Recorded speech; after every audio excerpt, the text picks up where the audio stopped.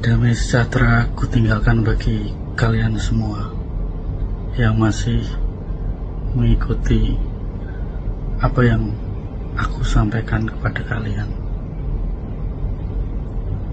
Aku akan menyampaikan tentang murka Allah atau murka Tuhan.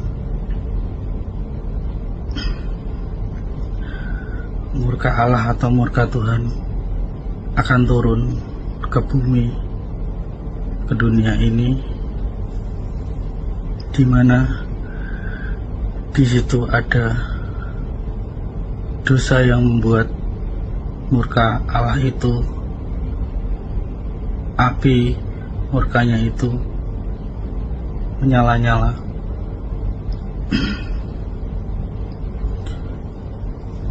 Antara lain adalah tentang kaum sejenis atau yang dikenal dengan LGBT.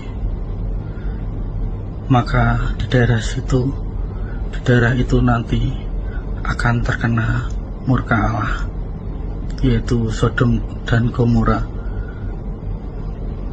kebakaran dan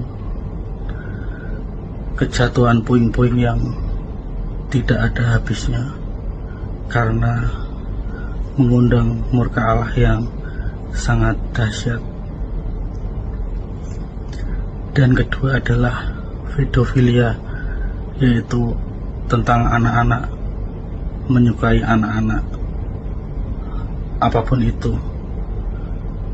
Perdagangan anak-anak juga di situ akan ada murka Allah jatuh pada tempat yang suka menjual, memperdagangkan anak-anak kecil untuk memuaskan hasrat mereka. Kemudian murka Allah jatuh pada orang-orang yang suka menyembah patung, menyembah berhala, patung yang menyerupai Tuhan Yesus sendiri. Itu juga akan terkena murka Allah. Kemudian sesaji juga itu termasuk akan terkena murka Allah karena menyembah Allah lain yang bukan Tuhan, yang adalah berhala itu sendiri, mengandalkan roh-roh dunia. Makanya itu juga akan terkena murka Allah. Kemudian nabi-nabi palsu atau mesias palsu yang sudah menyesatkan anak-anak Tuhan dengan menggiring mereka untuk memakai tanda enjusan 66 itu, lalu barcode, QR code, dan lalu microchip, mereka juga akan terkena murka Allah. Persiapkan diri kalian untuk ke depan yang sudah menerima anjusan itu akan terkena murka Allah, karena anjusan itu mengandung nanobot atau logam yang telah mengikat sel darah merah kalian dan menyebabkan timbulnya bisul, yaitu sel darah putih itu sendiri. Kalian harus rendah hati dan siap untuk bayar harga karena sudah memakai tanda 66 itu. Janganlah kalian takut dan janganlah kalian menyangkal nama Tuhan Yesus Kristus. Kalian harus siap bayar harga mati martir yang sudah menerima tanda 66 itu, karena semua harus dibayar dengan sangat mahal untuk masuk kerajaan surga.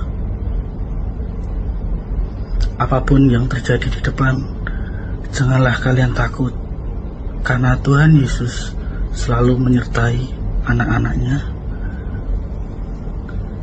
Yang terpenting adalah di saat nanti ISIS itu datang, janganlah kalian takut dan janganlah kalian menyangkal nama Tuhan Yesus Kristus yang berkuasa atas tubuh, jiwa, dan rohmu, yang bisa menyelamatkanmu, yang bisa memasukkanmu ke dalam kerajaan surga hanya dengan nama Tuhan Yesus Kristus, Imam Mahdi, Isa anak Maryam, Isa Al-Masih.